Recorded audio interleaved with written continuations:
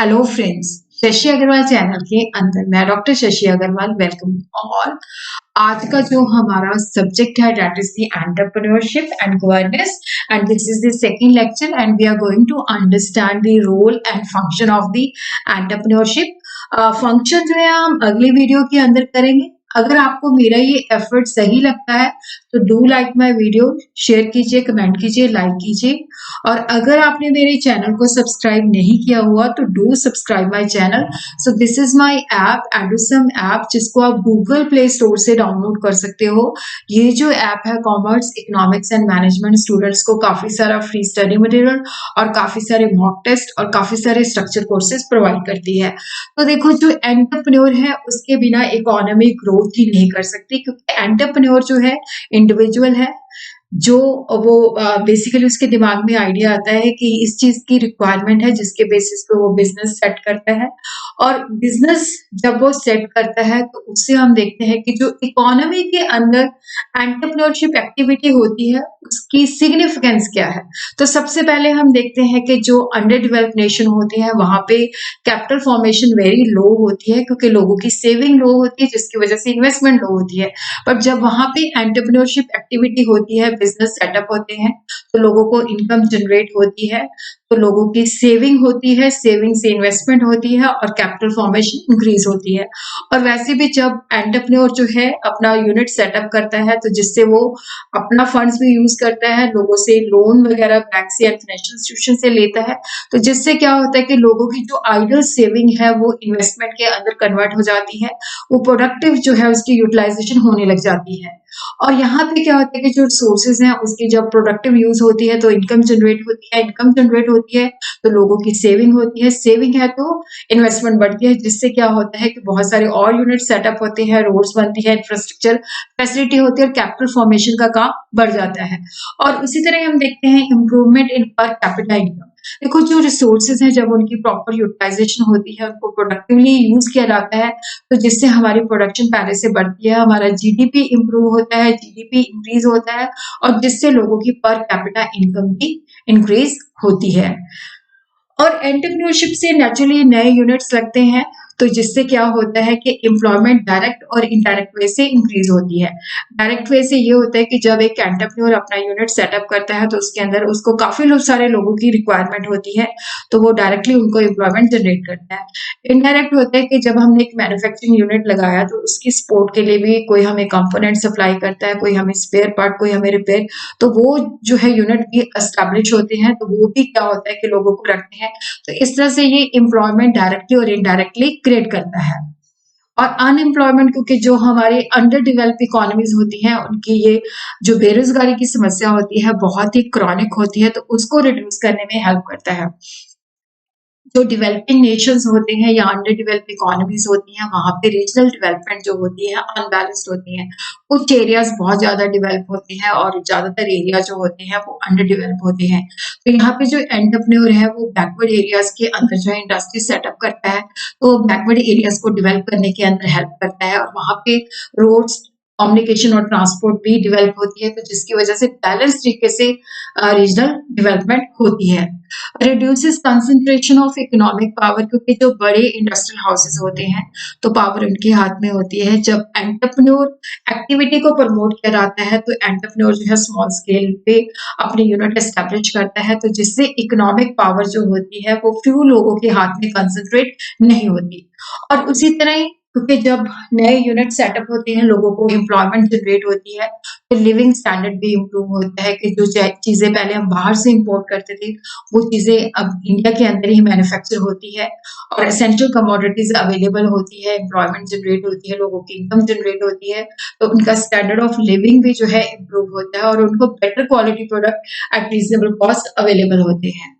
और उसी तरह क्या होता है कि जो एंटरप्रेन्योरशिप एक्टिविटी है वो जो इकोनॉमी है उसको सेल्फ सफिशिएंसी और इकोनॉमिक इंडिपेंडेंस भी क्रिएट करती है, क्योंकि जैसे कुछ एंटरप्रेन्योर जो होते हैं वो एक्सपोर्ट का बिजनेस भी खोलते हैं, जिसके अंदर वो प्रोडक्ट ऐसे बनाते हैं जो बाहर एक्सपोर्ट किए जाते हैं, जिससे फॉरेन एक्सचेंज आता है। और जो चीजें बाहर से इंपोर्ट होती है तो वो इम्पोर्ट सब्स्टिट्यूशन प्रोडक्ट्स भी बनाते हैं, तो जिससे क्या होता है कि इकोनॉमी के अंदर इंडिपेंडेंस जो है, फाइनेंशियल इंडिपेंडेंस जनरेट होती है। और उसी तरह बैकवर्ड एंड फॉरवर्ड लिंकेज। देखो यहाँ पे क्या होता है कि जब एंटरप्रेन्योरशिप एक्टिविटी होती है तो कई बार क्या होता है कि जैसे रॉ मटेरियल के हम पहले किसी और से लेते हैं तो अब रॉ मटेरियल खुद बनाने लग जाते हैं, ये बैकवर्ड लिंकेज होता है। फॉरवर्ड लिंकेज होता है कि जैसे हम चीजें मैन्युफैक्चर करते हैं तो मार्केटिंग बाहर से करवाते हैं, तो उसकी मार्केटिंग और डिस्ट्रीब्यूशन भी हम खुद करवाते हैं। तो इससे क्या होता है कि जो बैकवर्ड और फॉरवर्ड लिंकेज भी जो है क्रिएट होते हैं। Mobilisation of the local resources. देखो यहाँ पे क्या होता है कि जब एक एरिया के अंदर यूनिट लगता है तो वो वहाँ के जो लोकल रिसोर्सेज होते हैं उसको यूज करते हैं, जो मैन पावर होती है उसको हायर करते हैं, तो जो लोकल रिसोर्सेज हैं उनकी प्रॉपर यूटिलाइजेशन होती है। और उसी तरह इकोनॉमी के अंदर ये कैटालिटिक एजेंट का रूप करते हैं, क्योंकि इकोनॉमी ने अगर डेवलप करना है तो एग्रीकल्चर के अंदर डिपेंडेंस कम होनी चाहिए और इंडस्ट्री ज्यादा लगनी चाहिए, तो ये ओवरऑल डेवलपमेंट को फैसिलिटेट करते हैं। Growth of infrastructure facility. देखो जब यूनिट्स लगते हैं, इंडस्ट्रीज डेवलप होती है, तो वहां पे अपने आप roads, bridges, building, banks, communication network build होने शुरू हो जाते हैं। तो जिससे क्या होता है कि इंफ्रास्ट्रक्चर फैसिलिटी जो है जब उनकी ग्रोथ होती है तो बिजनेस के अंदर और ज्यादा ग्रोथ होती है। और उसी तरह क्या होता है कि जब बेसिकली जब जो एंटरप्रेन्योरशिप जो एक्सपोर्ट करते हैं तो जिससे फॉरेन एक्सचेंज हमारे देश के अंदर आता है, और इम्पोर्ट सब्स्टिट्यूशन प्रोडक्ट बनाते हैं तो जिससे हमारी फॉरेन एक्सचेंज की काफी सेविंग होती है।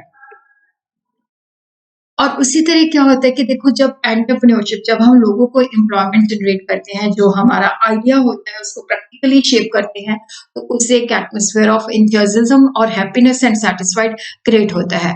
और ट्रेड भी डेवलप होता है, क्योंकि इकोनॉमी के अंदर भी प्रोडक्शन बढ़ती है जिससे डोमेस्टिक ट्रेड इंक्रीज होती है। और उसी तरह फॉरेन ट्रेड के अंदर भी क्या है, फ्लरिशमेंट होती है कि लोग जो है अपने काम को इंक्रीज करते हैं और बाहर भी एक्सपोर्ट करते हैं। और गवर्नमेंट की इनकम जो है इंक्रीज होती है, क्योंकि जब यूनिट्स की इनकम बढ़ती है वहां पे कॉर्पोरेट टैक्स लगाती है सरकार। और उसी तरह क्या होता है कि जब चीजें ज्यादा बनती हैं और लोग ज्यादा खरीदते हैं तो जीएसटी वगैरह लगता है, तो गवर्नमेंट की इनकम भी इंक्रीज होती है। और उसी तरह जो एंटरप्रेन्योरशिप एक्टिविटी है, जिससे क्या होता है कि क्रिएटिव एक्टिविटी जो है, लोग इनोवेटिव वे से सोचते हैं कि किस तरह से हम नया प्रोडक्ट लॉन्च कर सकते हैं, किस तरह से हम जो पुराना सिस्टम है उसके अंदर मॉडिफिकेशन कर सकते हैं, तो इनोवेशन आइडियाज को भी क्या है, बढ़ावा मिलता है। तो अब हम देखते हैं कि देखो जो इकोनॉमी के अंदर entrepreneurship they play a very vital and significant role. Problems भी हैं काफी सारी, क्योंकि देखो जो एंटरप्रेन्योरशिप एक्टिविटीज है कई बार इनको पूरा जो है सपोर्ट नहीं मिलता, कई बार फैमिली से सपोर्ट नहीं मिलता है। जैसे कोई व्यक्ति अपना बिजनेस सेटअप करना चाहता है तो उसकी फैमिली कहती है वो तो अपना बिजनेस सेटअप करेगा, कोई सपोर्ट नहीं मिलती। तो लैक ऑफ सपोर्ट होने की वजह से भी क्या होता है कि एंटरप्रेन्योर एक्टिविटी इतनी फ्लरिश नहीं हो पाती। कई बार क्या होता है कि बहुत सारे यूनिट इस वजह से फेल हो जाते हैं क्योंकि जो नए एंटरप्रेन्योर होते हैं वो अपने बिजनेस को सही तरीके से रन नहीं कर पाते, उनके अंदर एबिलिटी नहीं होती। और कई बार क्या होता है कि आइडियाज को वो इम्प्लीमेंट नहीं कर पाते, क्योंकि उनमें कमिटमेंट लेवल होती है। जैसे हार्डवर्क, किसी भी चीज को अगर हमने सक्सेसफुल बनाना है तो उसके लिए हमें कमिटमेंट और हार्डवर्क चाहिए होती है, तो वो लैकिंग होती है। और कई बार क्या होता है कि इंफ्रास्ट्रक्चर फैसिलिटी भी प्रॉपर अवेलेबल नहीं होती जहाँ पे बिजनेस सेटअप किया जाता है। जैसे बैंकिंग की फैसिलिटी नहीं होती, रोड्स कनेक्ट नहीं होती, ट्रांसपोर्टेशन की फैसिलिटी नहीं होती, तो जिसकी वजह से बिजनेस या जो पावर है वो अवेलेबल नहीं होती। और उसी तरह केवल कम्युनिकेशन नेटवर्क जो होता है दैट इज नॉट अवेलेबल, तो जिसकी वजह से क्या होता है कि एंटरप्रेन्योरशिप एक्टिविटी फ्लरिश नहीं कर पाती। देखो लोगों के अंदर जो एंटरप्रेन्योर एबिलिटी एप्टीट्यूड है वो भी लैकिंग होता है कि लोगों के पास स्किल्स नहीं होती, क्रिएटिविटी नहीं होती, इनोवेशन नहीं होती, प्रॉपर ट्रेन नहीं होते, प्रॉपर मोटिवेशन नहीं होती, जिसकी वजह से बिजनेस सेटअप नहीं हो पाते। जब हमने बिजनेस को सेटअप करना है तो उसके अंदर बहुत सारे कॉम्प्लिकेटेड प्रोसीजर होते हैं, बहुत सारी सैंक्शंस, बहुत सारे अप्रूवल्स लेने पड़ते हैं, जिसकी वजह से बिजनेस नहीं सेट हो पाता।